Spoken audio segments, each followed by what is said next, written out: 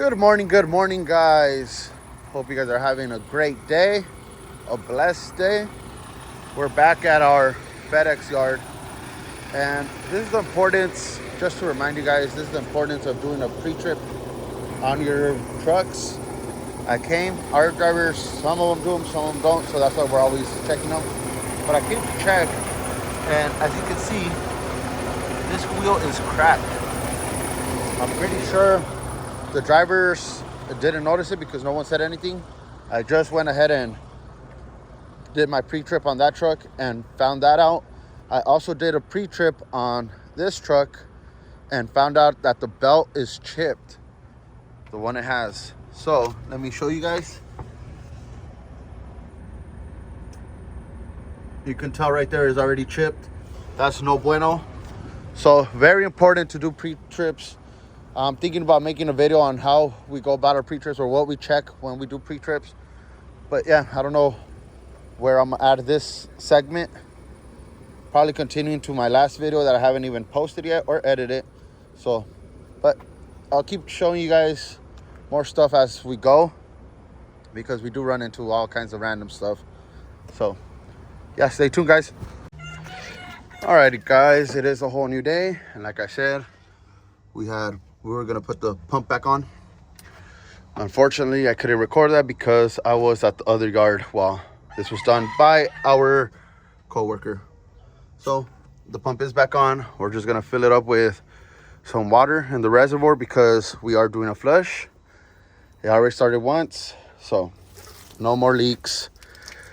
The injectors, everything's running fine now. So let's see how it goes after a flush. All right, guys, so sorry for the audio, but here it is. It used to leak a lot. Right away, you would be able to see it. We already pressurized the system as well, and everything is good to go. We need to add more coolant in it because it is getting low. But we're gonna go ahead and move this one out of the way. We have just to drain this one out one more time, get it out of the way. We have another one that came in for a radiator. That one has DPF issues. We'll worry about that one later. And we have this one that we have to do brakes, tires, and an oil change on it. So let's get situated and we'll show you what we can. And we're back showing you guys the update on the radiator. We already started actually on that one as well. Took the dash apart. It has electrical issues, something with the harness, so I already started that one as well. This one we're almost ready to pull out the radiator. All I need to do is take off the fan, the lower fan shroud, and then the AC condenser, move it out of the way, and then pull out the radiator. The one next to us, we already went ahead and drained the oil, get it ready for oil change. Our tire specialist is almost done with the tires, but the red truck that we were doing a flush on, well, that truck needs 2 tires in the rear as well. So we're gonna do 2 tires on it. We already did all the radiator flushing on it. It's all good to go. All we're missing is those 2 tires in the back. They're those 2 right there. So he's gonna go ahead and do that today. Let me continue on this one and show you guys when we're pulling it out probably. All right, guys, so here's the progress. We do have the condenser up there with something protecting it on the bottom so we don't have a puncture in it, even though the customer already repaired it. We also have a repair over here. The customer had this repaired apparently, and I guess it was on his last leg because it didn't hold anymore, so that's why we're here.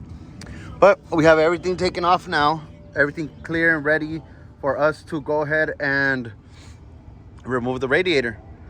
I have the hood held on by a ratchet strap, just because it's easier to have the hood more, what would you call it, more vertically as possible. So we have a forklift somewhere on here. It's on the other side, which we will come in with the forks on the top, get it tied up with the chain, pick it up and pull it out. And then on the outside, once we have it outside of the engine compartment, we will be taking off the CAC, this plastic shroud, and disassembling the cage for the radiator, replacing the radiator, caging it back up, and then put everything in reverse.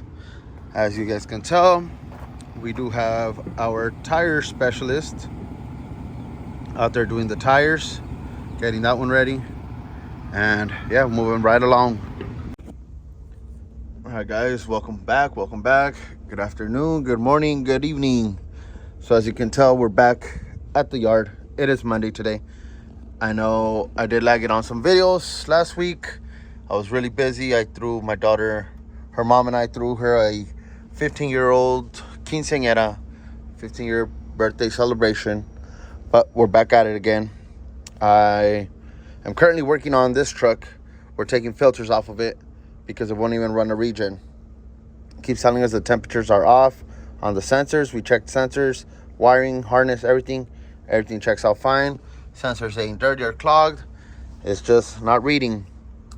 And I found out why. Filters are completely clogged. And as you can tell, this filter was done less than a year ago. But it just happens.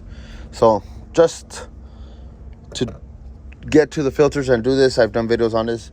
We just took off the step. It's a couple 40s on the top. The Torx bolts, Torx 40s. Then we do take off the steps, or the step, I guess, frame. I don't know what you would call that.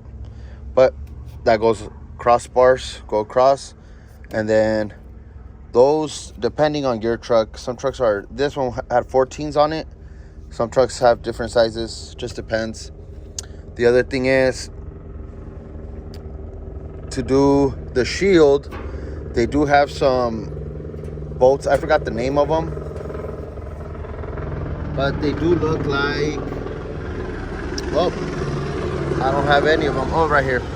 It did break, but this is what it looks like. I usually use a regular 8mm socket to take them right off. This one had mixed bolts, mixed hardware, but it worked. The other thing is to take off the clamps. So you have a clamp and then or a V-band style clamp. And then you have a band clamp. Those are 15s. This nut is a 13. Take them off. I use usually a pry bar, wedge them off, and it breaks them loose. So yeah, guys, that's basically where we're at right now. We got more tires today. And yeah, let me go ahead and take that one off and show you guys how dirty that one is. All right, guys, so we are removing it. I wanted to show you guys before you guys think I add anything to it. Bam. This one is also dirty. And like I said, it was done by yours truly back in April 13th, I believe, 2023. Or barely January 16th, I believe. Today's Martin Luther King. 16th, 17th today. And they're already really, really dirty. So yeah, we're gonna have to go get them cleaned out. We'll go ahead and clean all this stuff off, all the old gasket, take all that off, and then inspect the sensor some more. But like I said, we already inspected the wiring. Everything's good on them. And yeah, next step is to, as you can tell, I even peeled it back, peeled off the sheath just to make sure. I have to re-lume it just to make sure the wiring wasn't frayed, and it ain't. So what we will do next is to get them cleaned out. That way we could run the regen and see if anything else is needed. When I took it off, I also noticed that this is really dirty, which is this right here. There we go. I don't know if you guys can really see it. Let me get some light. All right. You really can't see it still. Kind of. It's a lot of buildup right there. So we do have to clean that out as well. Like the depth crystallized. So we usually clean that out. As you can tell right there. We do have to clean that out. And we do have to put a new gasket on this side. That way it's a lot better. And we don't have that, all that stuff building up. So new gasket for this is the dozer. A new gasket for it. We're gonna remove it, put a new gasket, clean it up, get the filters cleaned out, and then we should be good. So that's probably gonna be it on this one. I'm just gonna clean up my mess. All I really used, like I said, was took off the step with the T40. Then we took off the rails, the step braces, crossbars, whatever you want to call them. Ours were 14 mils all around. Some trucks have different ones. It's these two down there. And then we also went ahead and took off the cover.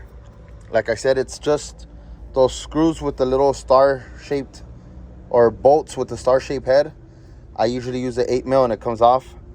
Took off the cover. This sensor, I just disconnected it from where proper spot where it connects. Cut the zip ties, and I just pulled the cover out from it because it's really hard. As you can tell, I did try to take it off. It's really stuck on there, so I didn't want to mess it up. Just, it has a hole that goes over it, so I just wiggled it off. And then I started taking off the filter clamps. The V-band style clamps have 13s on them. The regular belt bands have 15s on them. Took them all off. Smacked them a little bit. Not smacked them, but tapped them a bit. Showed them a little bit of love on the end so it could bust open. Busted them loose. Then just wiggled the filters off. That's it for this project. Let's see what else we have to do today, unless we have to go drop them off. I will be taking this one off right now as well, just to make sure everything's good on it. So give me a second. All right, guys. So what I didn't mention or failed to mention was that this dozer is held on by 3 bolts. So you can tell 1, 2, and 3 down there. Where's he at? Oh yeah, right there, 3.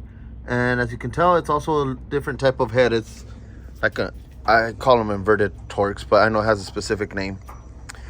Anyways, the way I take them off is with the 1/4 inch small socket, and it fits right on them.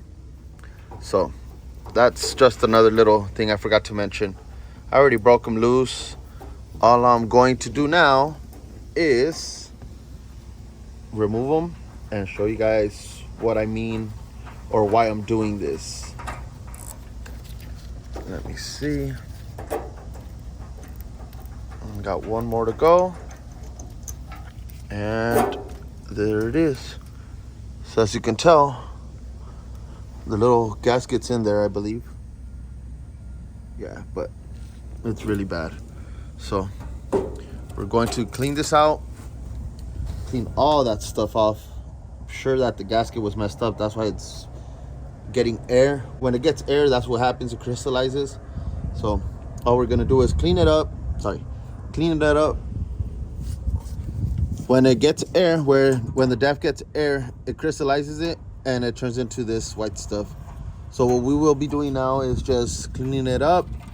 We'll get a new gasket and drop off the filters. Hopefully they're done by tomorrow so we can come install everything back on. And we're in our region. So I just wanted to share that with you guys. All right, guys, so that's what it's actually supposed to look like. Both ends should be pretty clean. I think we will be doing a efficiency test on it and a quantity test on it, because we did have one truck that was spraying a little too much more than what it should have. That was affecting the whole regen process. So I think we're also going to do that while we have it off. We'll bring the beaker tomorrow and run the test on it before we install the filters and everything. So just want to show you guys how it's supposed to look like. It still needs a little bit more cleaning. I usually do it with a little bit of soap and water, but this is the most I can take off for now.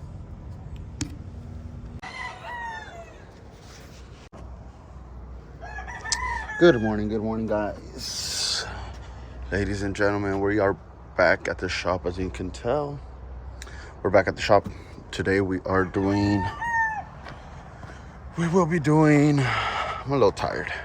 Haven't had energy drinks or coffee for the last couple of days, trying to go on a cleanse. But today we're going to remove the intake housing.